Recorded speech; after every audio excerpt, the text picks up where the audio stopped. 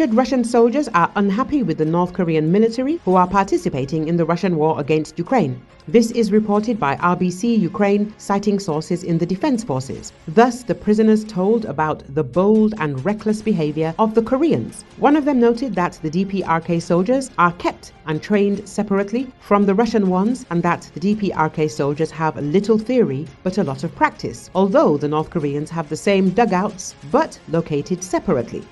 The second time I saw them was already on the front line when they were fighting. There were many killed among them, many wounded and even more alive. They are impudent people. They can take a machine gun from an ordinary soldier, the Russian said. As the Russian noted, the DPRK military is thrown into battle first and Russian soldiers follow them. They say that they are headless, that they don't care where to go and what to go for. Crazy comrades. According to the occupier, there was an incident when the Koreans opened fire on the Russians during their advance to their positions. In another episode, a DPRK soldier shot his brothers in the legs. I know that they eat well. If they eat dry, cured sausage, then the most ridiculous thing we ate was buckwheat porridge. Yes, they are supplied with everything. They have all the ammunition, different weapons. Everyone has 12th Kalash rifles, machine guns, and we only have AK-47, said the prisoner. Another Russian said that he first encountered North Korean soldiers at the Postoyali Dvory training ground in the Kursk region. According to him, there were about 700 Koreans there. He confirmed the words of another occupier about the careless handling of weapons by the DPRK soldiers and added that one of the North Koreans at the training ground shot his compatriots in the legs. And in another case, a bullet flew into the instructor's stomach. The occupiers also complain about the language barrier and misunderstandings with the DPRK soldiers. Recall, DPRK troops have begun to take part in hostilities against Ukraine. However, Russia is trying to conceal the presence of North Korean soldiers by issuing them false documents, according to the Special Operations Forces of Ukraine. According to the military, the Special Operations Forces operators eliminated 3 more DPRK soldiers in the Kursk region, seized their documents, and have already established their real names. According to the decrypted data, the real names of the killed North Koreans are Ban Gukjin, Lee Dae-hyuk, and Cho Chul-ho. According to Russian documents, they are Kim Khan, Solat Albertovich, Dunk Jan Suropovich, and Belgic Aganak Kap-Ulovic, the statement said. The military noted that these military ID cards lack all the stamps and photos. The names are given in the Russian manner and the place of birth is signed as the Republic of Tuva, the homeland of former Russian Defense Minister Sergei Shoigu. However, an even more important point that gives away the DPRK military is their signature. The most interesting thing is the signatures of their owners.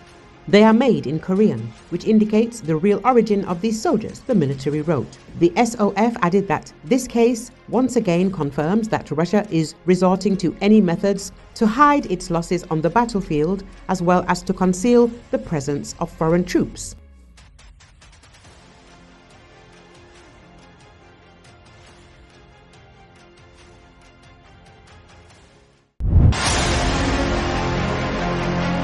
Chechen leader Ramzan Kadyrov has provoked a new scandal. He made the Kremlin and the Z community nervous by mentioning 2 fighters for the independence of the Caucasus, Sheikh Mansour and Baysangour Benoyevsky.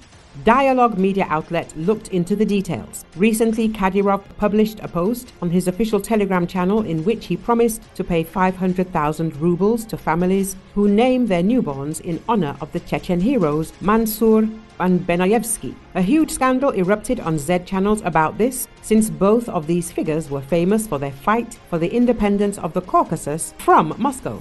Ultra-patriots considered this a hint at Chechnya's plans to separate from Russia.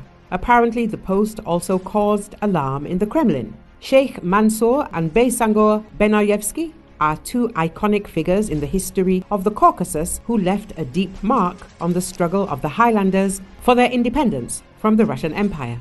Sheikh Mansour was a religious and political leader who united many Caucasian peoples in the fight against Russian expansion. He sought to create a unified Islamic state in the North Caucasus from free Russian rule.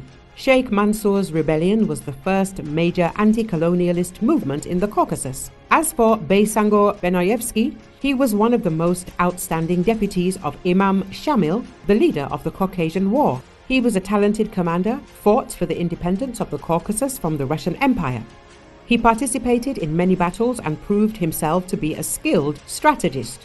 Beisangor Benoyevsky played an important role in the Caucasian War. His troops inflicted significant losses on the Russian troops and inspired the Highlanders to fight. Earlier, media wrote that the Kremlin became frightened and quiet after Kadyrov's attack on the heads of the Ministry of Internal Affairs and the Investigative Committee.